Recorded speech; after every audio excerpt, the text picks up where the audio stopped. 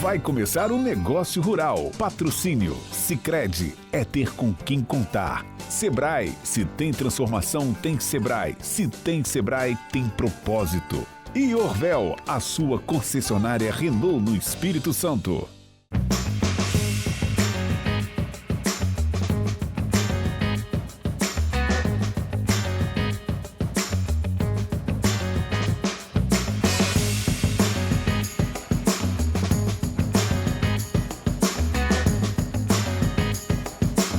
Oi, gente, bom dia! Bem-vindos ao Negócio Rural. No clima da música italiana, a gente desembarca em Santa Teresa para conhecer em primeira mão as novidades do Festival Nostra Cultura, que vai agitar a cidade neste mês de outubro. Vai ter tradição, vai ter dança, vai ter música e comida boa, acima de tudo. É agora, no seu Negócio Rural. Do início da terra até o fim do mundo, o agro tá em tudo. O adubo da vaca nós transforma em lucro. O agro tá em tudo. O café que te acorda pra trabalhar duro. O agro tá em tudo.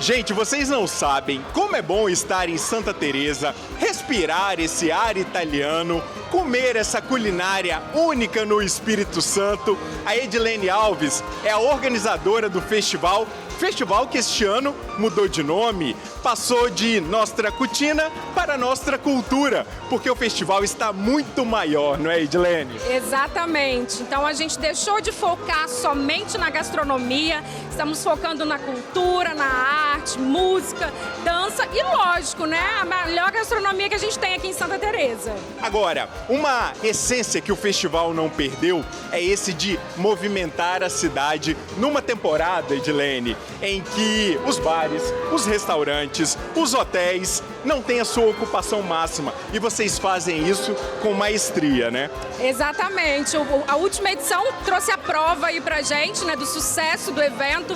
A gente passou pela cidade, os bares e restaurantes lotados, né, as atrações acontecendo na praça, o público interagindo. E assim, a gente viu realmente que a população abraçou, né, o evento e o nosso objetivo é exatamente isso, fazer o evento na baixa temporada para movimentar a cidade. Vocês aí de casa estão tendo uma prévia do que vai ter neste festival. Tem música, tem dança, mas a culinária reina acima de tudo. Isso aqui é só uma prévia, o festival ainda vai acontecer. Exatamente, a gente está lançando hoje em primeira mão para vocês os pratos participantes do evento. Mas todo mundo vai poder degustar durante o festival, de 24 a 26 de outubro. Oba, então já que pode degustar, gente, vocês vão me dar licença que eu vou lá comer um pouquinho, tá? Vambora, e vem você também participar do Nostra Cultura.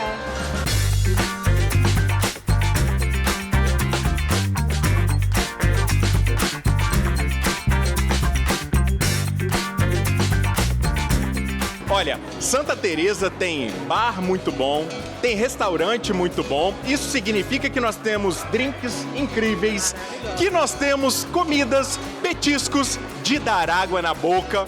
E essa movimentação que acontece em Santa Teresa durante o festival é muito por conta de um trabalho que o Sindibares vem realizando há algum tempo na Grande Vitória e também no interior. Andréia, queria que você falasse a importância que tem esse festival nesse momento em que saímos do inverno, Santa Teresa tem a sua ocupação um pouco mais baixa, mas durante o festival é tudo ocupado, né? Bar, restaurante, tudo. É verdade, Santa Teresa tem essa tradição, né, da gastronomia diversificada e maravilhosa, de drinks, tudo que você quiser você tem aqui em Santa Teresa. E nesse momento muito importante para movimentar toda a economia, né? Nessa época que não é uma baixa, né? Mas é uma época em que vem menos turistas, mas que os restaurantes continuam lotados, um final de semana com um festival maravilhoso desse, né? Então é muito importante para a gente movimentar a economia dos nossos empreendedores aqui de Santa Teresa. A gente tem aqui um pouquinho de cultura e essa cultura é transferida para os bares, para os estabelecimentos que se instalam aqui na cidade, né? É difícil você encontrar um bar, um restaurante que não tem essa culinária típica italiana. Exatamente, né? A tradição, né, da gastronomia italiana, da cultura italiana. Então você agrega tudo e vira essa grande festa.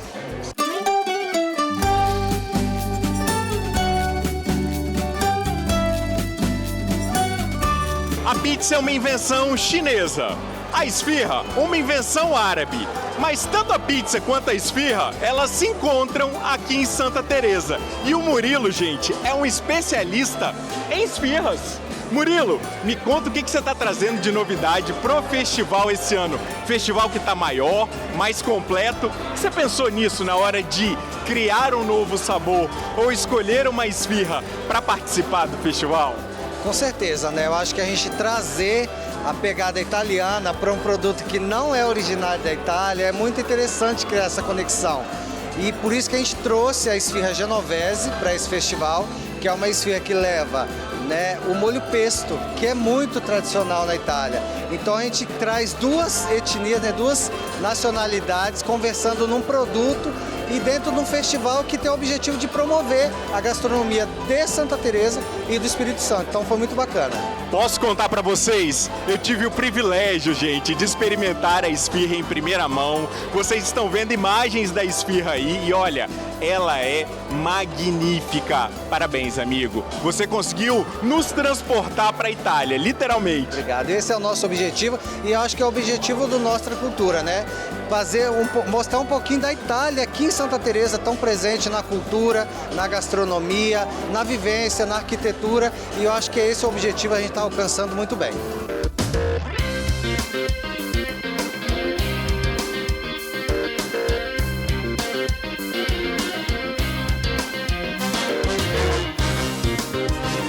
A gente mostrou muita comida, não é mesmo? Mas se tem um drink que é a cara de Santa Teresa e que é a cara da Itália, é o limoncello. E a Lourdes, gente, Lourdes Ferola, é uma empreendedora que se especializou em produzir o limoncello. Lourdes, não é a primeira vez que a gente se encontra. Eu sou fã do limoncello e aí eu queria que você explicasse para quem está em casa o que tem aqui dentro de tão saboroso, hein? Tem o meu carinho, tem o meu cuidado com a mata, com as plantas, com as árvores de limão. O colher, pedir licença à árvore, olha, dá licença que eu vou tirar seu fruto para produzir um licor maravilhoso que vai fazer bem a muita gente. Ele é digestivo, ele faz um bem danado. E aí, descascar o limão é uma arte. Colocar ele de molho, em infusão, é outra arte, é um prazer imenso produzir e quando tem fãs assim como você, é maravilhoso, é porque faz bem. E no Nostra Cultura, a hospedagem em Chalé Azul está oferecendo a experiência sensorial do limão siciliano, muito mais do que o limoncello. O toque com o limão, o perfume das flores é sensacional, é romântico, é atual e é sensitivo.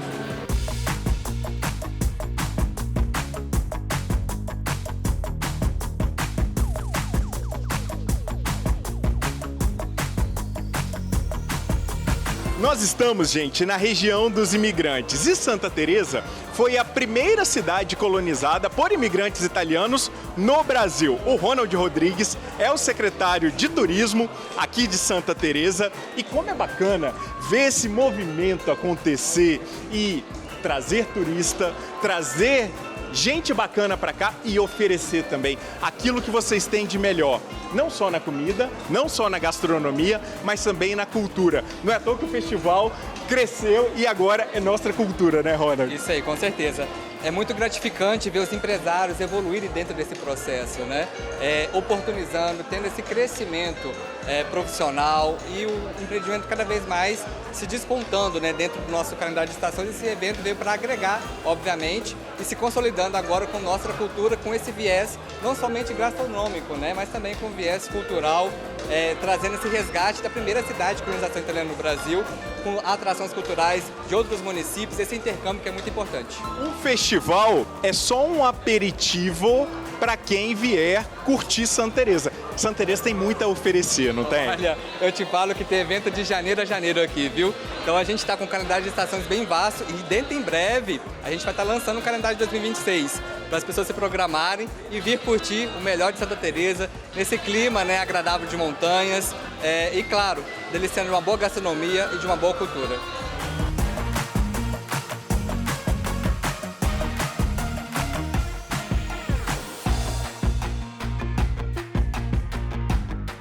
Quem pensa que um festival como esse só movimenta bares e restaurantes está muito enganado. Muitas vezes o turista que vem curtir o festival quer se hospedar. E para se hospedar tem que ter uma boa pousada, um bom hotel. O Paulo é um bom exemplo de oferecer, digamos, charme, glamour e uma boa noite de descanso também para o turista que visita Santa Teresa. Paulo, dá só um aperitivo para quem nos acompanha do que ele vai encontrar lá na Vila Caravaggio. Eu vou acrescentar uma bela experiência. As nossas hospedagens de experiência são fantásticas, como o Chalé Bus, que é incrível, um ônibus Mercedes 1972. Nós temos o Chalé Barril, fantástico, 30 metros quadrados de puro charme, aconchego. Então a gente tem uma hospedagem que com certeza vai acolher esse visitante que vem para todos os eventos da nossa cidade, fazendo de uma maneira que eles possam voltar sempre satisfeitos, porque o Chalés Vila Caravaggio é isso, recebe de braços abertos todos os clientes. Para o setor de hotelaria, esse movimento econômico fora de época é muito bom, né? É importantíssimo, ainda mais um evento como o Nossa Cultura, que é um evento de gastronomia muito forte no município, da cultura italiana, que valoriza a raiz dessa cidade, que é a primeira cidade colonizada por italianos no Brasil. Então é só alegria quando traz esses eventos para a nossa cidade.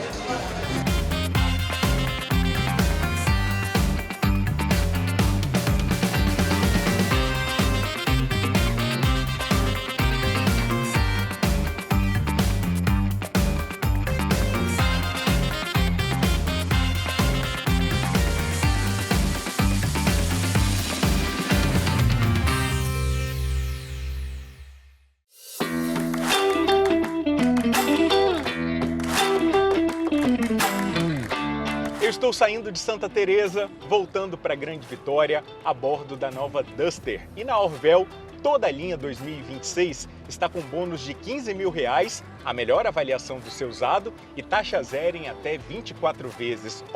Posso dizer, é um carrão para passear com a família, hein? Quer conhecer? Procure a concessionária Orvel mais próxima.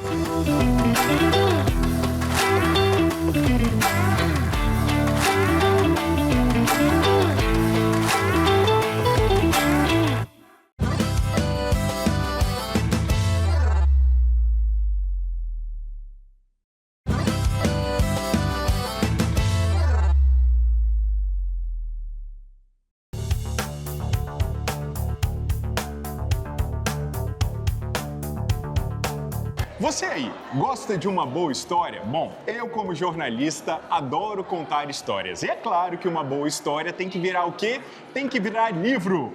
Cooperativismo financeiro, uma história com propósito. É a história do cooperativismo financeiro no mundo e no Brasil, descrito e escrito pelo presidente da Central Sul-Sudeste do Sicredi, Márcio Porte. Presidente, obrigado pelo presente, adorei. E aqui eu queria começar, tudo começa lá na Europa, a essência do nosso cooperativismo de crédito vem de fora. Bem-vindo mais uma vez ao Negócio Rural. Isso aí, obrigado, Bruno. A história inicia lá no Reino Unido, né? E lá por volta de 1790, a primeira cooperativa é criada na Europa.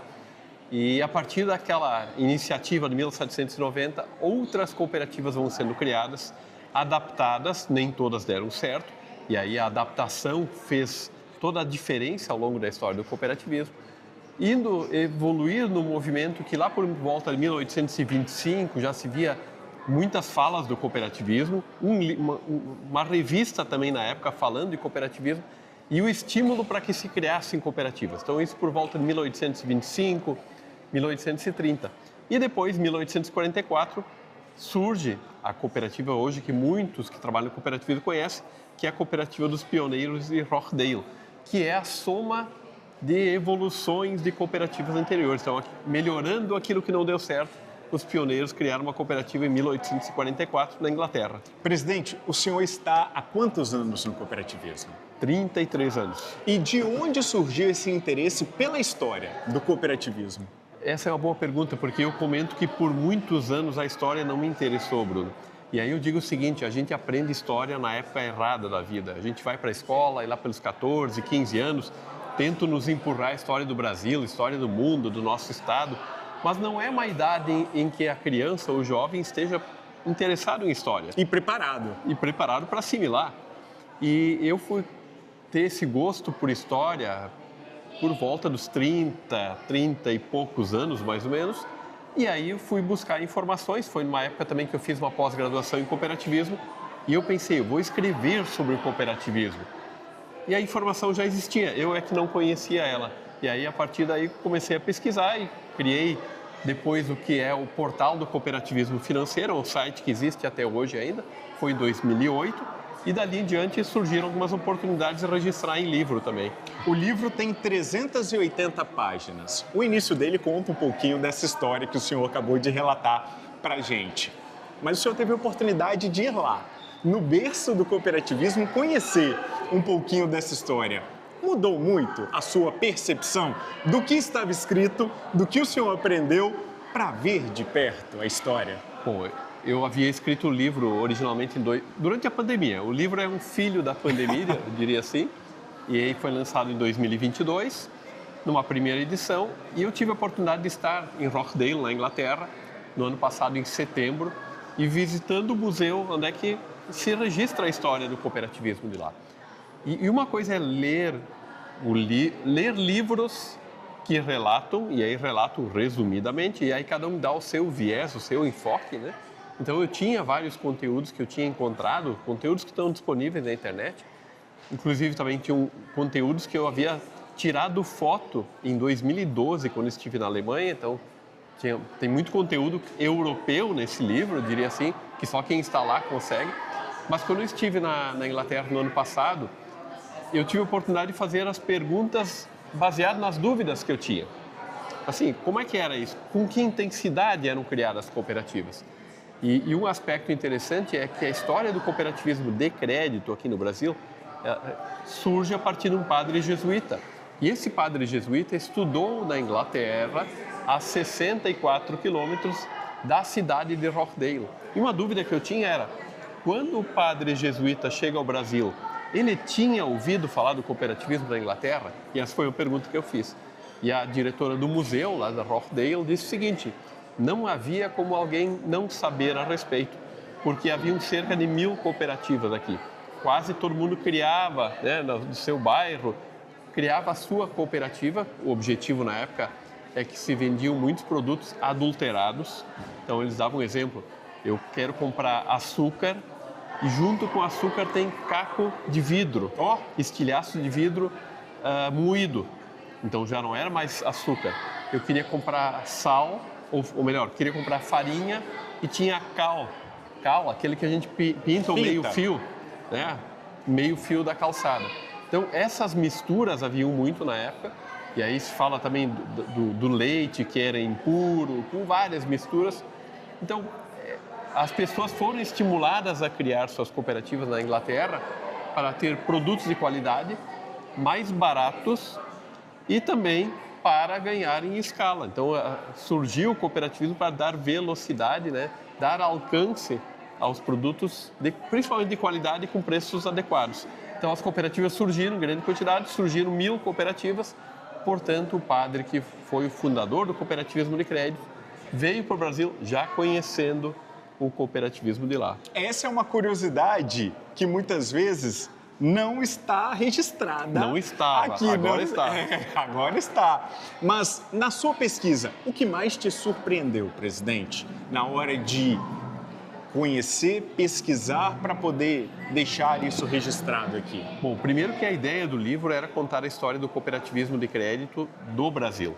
Então, toda a linha lógica iniciava em 1902, em Nova Petrópolis, no Rio Grande do Sul, onde foi criada a primeira cooperativa, contando a história de outras cooperativas centenárias, contando a história do regime militar e depois a história do Sicredi, do Cicobi, Cressol, então as demais cooperativas também. Então essa era a lógica do livro. Quando eu estava finalizando ele, me bateu uma dúvida. Eu falo no livro de que o modelo que deu origem ao Sicredi, ao Cicobi, é o modelo Raiffeisen, que é o modelo de cooperativa da Alemanha. Eu pensei, puxa, mas se eu falo que é esse modelo, eu tenho que contar o que é esse modelo. E aí eu pensei, então vou abrir um novo capítulo que antecede os demais, que é contando a história do cooperativismo mundial. E eu digo assim, Bruno, é um livro denso, é quase uma bíblia, né? Eu digo assim, se alguém não quiser ler o livro todo, leia o capítulo do cooperativismo europeu. Ele virou o meu xodó, a minha paixão. Por quê? Porque eu percebi que desde aquelas ações lá de 1790, 1800, estava muito claro o objetivo do cooperativismo de ajudar as pessoas, dar melhores condições de vida. Hoje a gente chama isso de propósito, ou a ONU chamou isso de cooperativas constroem um mundo melhor. Então essa foi assim, a minha maior descoberta, foi perceber o quanto o propósito estava vivo desde logo. Muitas vezes a gente acha hoje que estamos fazendo coisas diferentes, de educação financeira, de fundo social, de trabalho nas escolas.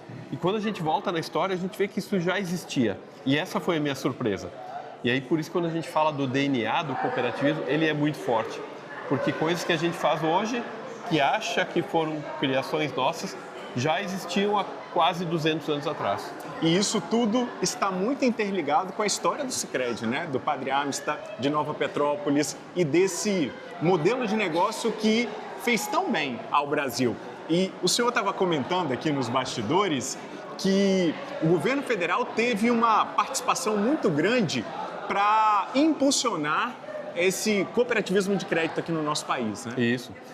Em 1970, na década de 70, era normal que produtores rurais do Rio Grande do Sul, imagino que do Espírito Santo também, de outros estados também, que esses produtores fossem, né, para Brasília pedindo recursos para o crédito rural. Batendo na porta mesmo do Ministério. Isso, batia na porta e dizia, olha, nós precisamos tanto para financiar os produtores. Quem fazia isso eram as cooperativas agropecuárias. Elas emprestavam naquela época com dinheiro do governo.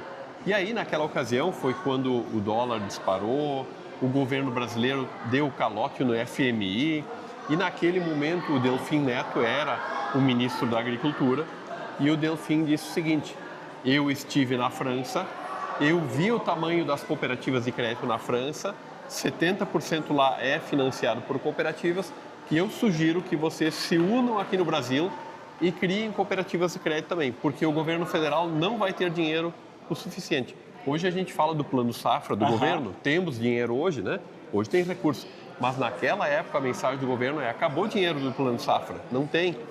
Vocês precisam criar instituições financeiras locais que captem o dinheiro na região e emprestem na região. E essa foi a história, o impulso que foi necessário para que o Sicredi surgisse. Assim como na Europa, a gente pode dizer que hoje o cooperativismo de crédito deu certo no Brasil, nós somos uma referência e isso fez com que a ONU declarasse 2025 como, mais uma vez, o Ano Internacional das Cooperativas. Exatamente. A ONU, ela reconhece justamente esse papel transformador que as cooperativas. E aí tem os ODS da ONU, tem várias pautas que a gente fala, tem a questão da resiliência climática. Então, a melhoria da qualidade de vida e a paz mundial são aspectos que a ONU trabalha bastante.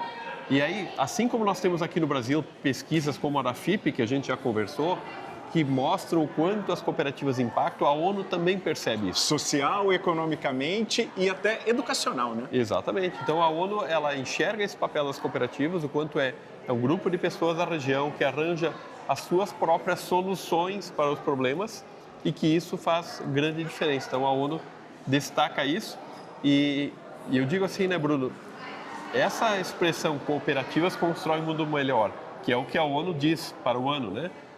É o lema do Ano Internacional das Cooperativas, cooperativas constroem um mundo melhor. Eu, quando registrei no livro, eu enxergo isso desde 1791, que foi o ano inicial. Então, é motivo de orgulho resgatar essa história, porque é um resgate do propósito.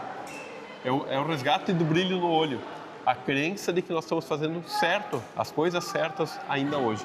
Gente, o livro é um sucesso, tá? E aí, não está combinado. Vou perguntar para o presidente uma palavra que define o cooperativismo hoje, no Brasil e no mundo.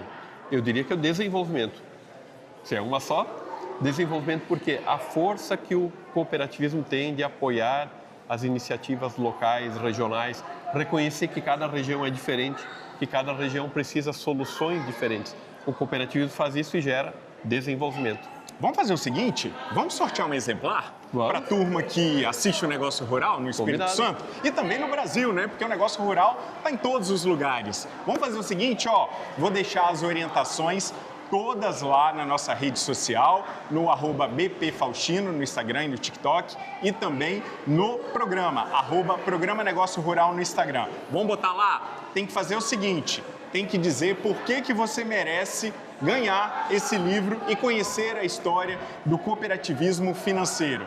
Vamos botar também mais uma regrinha? Vamos sortear dois? Vamos sortear dois? Então são 2 livros. Tem que marcar o programa, tem que marcar 2 amigos, tem que marcar o presidente e marcar o Sicredi. Perfeito. Combinado? Combinado. Combinado. E eu mando autografados. Olha, combinado. Para os ganhadores. Beleza. Presidente, obrigado mais uma vez. Obrigado por contar essa história. Obrigado pelo presente. Obrigado também por presentear os nossos telespectadores. Então você já sabe, para ganhar o livro vai ter que entrar lá no Instagram do BP Faustino, que é o meu Instagram pessoal, no Instagram do presidente Márcio Porte, que eu vou botar aí embaixo. Márcio_Porte. Márcio_Porte. No Instagram, no TikTok, vai estar tudo lá explicadinho.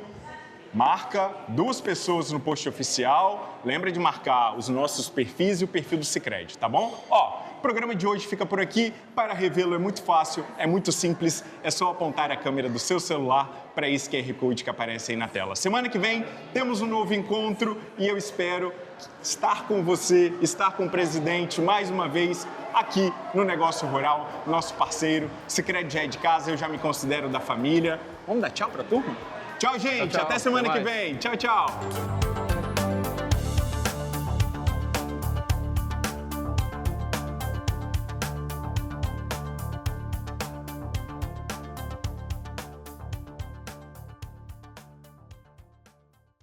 Você assistiu Negócio Rural. Patrocínio Sicredi é ter com quem contar. Sebrae, se tem transformação, tem Sebrae. Se tem Sebrae, tem propósito. E Orvel, a sua concessionária Renault no Espírito Santo.